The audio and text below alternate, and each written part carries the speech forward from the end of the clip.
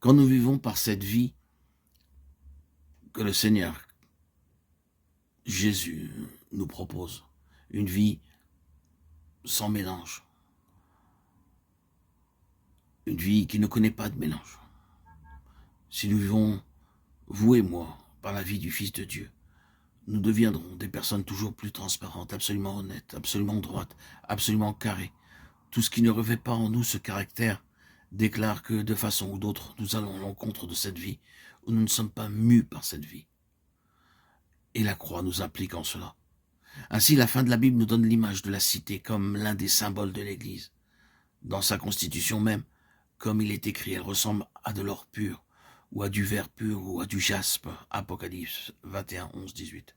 Et son fleuve est l'eau de la vie, limpide et claire, comme du cristal, 22, 1. Tout est clair. C'est le but de l'œuvre. C'est une chose vraiment pratique.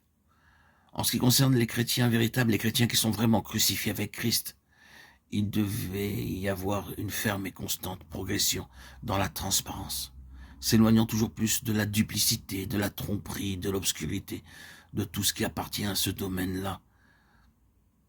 Il devrait être clair, comme la lumière. Voilà la réponse tellement imparfaite à pourquoi la croix.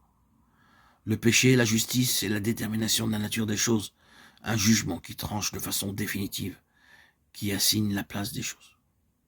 Tu as été pesé dans la balance. C'est le premier point. Tu as été trouvé léger. C'est la deuxième étape. Ton royaume sera divisé, la troisième étape. Le jugement est entier, le Seigneur Jésus a accompli tout cela dans la croix. Cela peut être le côté plutôt sombre, mais c'est une délivrance merveilleuse que le Seigneur Jésus a opérée pour nous dans sa croix. Pense un instant à ce en quoi nous étions impliqués.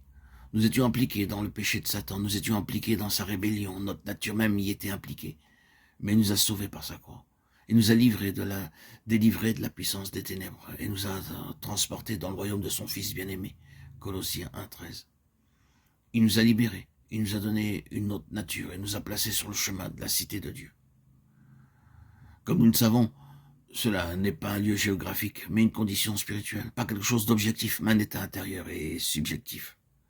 Quel jour ce sera quand nous serons dans cet état, absolument libre de la dernière empreinte de l'influence de Satan, de l'influence du serpent sur notre nature humaine.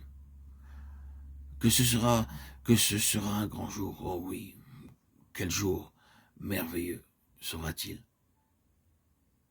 Mais il nous a mis sur ce chemin le jour où nous sommes venus à la croix.